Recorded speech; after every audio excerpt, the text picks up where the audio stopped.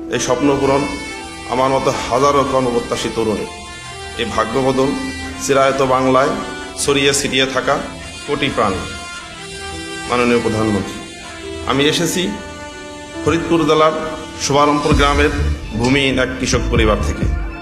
বাবা আর ভাইদের সাথে অন্যের জমিতে সেচ দেয়া, চুক্তিতে ধান পাট কাটা, ক্ষেত নিড়ানি দেওয়াই ছিল আমার পরিবারের উপার্জনের উৎস। ঝড় বৃষ্টির রাতে ছনের ঘরে চালা উড়ে যাওয়ার ভয়ে ঘুম হতো না আমাদের। সেই আমারই ইচ্ছা ছিল প্রকৌশলী হবার, কিন্তু বিজ্ঞান বিভাগে পড়াশোনার খরচ চালিয়ে যেতে পারবো কিনা সেই আশঙ্কা ছিল। আমার ইঞ্জিনিয়ারিং পড়ার স্বপ্নটা প্রায় শেষই হতে যাচ্ছিল, যদি না রাজশাহী বিশ্ববিদ্যালয়ের ফলিত পদার্থবিজ্ঞান ও ইলেকট্রনিক ইঞ্জিনিয়ারিংয়ে পড়ার সুযোগ পেতাম। কেননা অর্থের অভাবে কেবল রাজশাহী বিশ্ববিদ্যালয় ছাড়া অন্য কোথাও ভর্তি ফর্ম তুলতে পারিনি। বিশ্ববিদ্যালয় প্রথম বর্ষে পড়ার সময় মাঝে মধ্যেই আমার ভাইয়ের সাথে আমাকে রাজমিস্ত্রির কাজে যেতে হতো। প্রাইভেট টিউশনি না পাওয়া পর্যন্ত প্রথম বর্ষের বেশিরভাগ সময় আমি সকালে নাস্তা করতে পারিনি।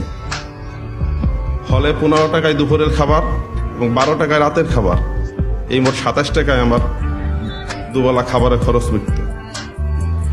রাতের খাবার থেকে পরদিন দুপুর পর্যন্ত প্রায় 18 ঘন্টা না খেয়ে থেকে আমার মনে আছে ল্যাব থেকে আসার সময় ক্ষুধায় বাঁকা হয়ে যেতাম আমি। মাননীয় প্রধানমন্ত্রী, এমন একটা অনিশ্চিত জীবন থেকে উঠে এসে আজকে আপনার সামনে কথা বলার সুযোগ পেয়েছি বলে পরম করুণাময় মহান আল্লাহর নিকট লাখো কোটি শুকরিয়া।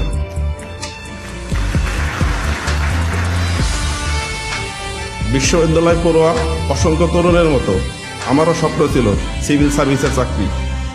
মাননীয় প্রধানমন্ত্রী, সরকারি চাকরি প্রাপ্তিতে আপনি মেধাকে সর্বোচ্চ অগ্রাধিকার দিয়ে নিরপেক্ষতা, স্বচ্ছতা ও যোগ্যতার মূল্যায়ন নিশ্চিত করেছেন।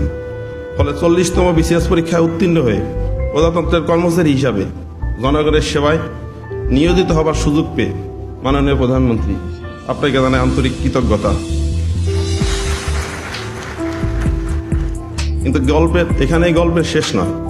2020 সালের আগস্ট মাসের 3 তারিখে আমার প্রথম চাকরিতে যোগদানের দিনই আব্বার ফুসফুসে ক্যান্সার ধরা পড়ে। এর 2 মাস আগে করোনা আক্রান্ত হয়ে আমার ভগ্নিপতি মারা যান। সন্তান সম্ভবা বোন আর তার 2 সন্তানের ঠাঁই হয়েছিল আমাদের পরিবারে। চরম আর্থিক সংকটে যখন আব্বার চিকিৎসা প্রায় বন্ধ, তখন আব্বার চিকিৎসার জন্য সরাসরি আপনার নিকট আর্থিক সাহায্যতে আবেদন করেছিলাম।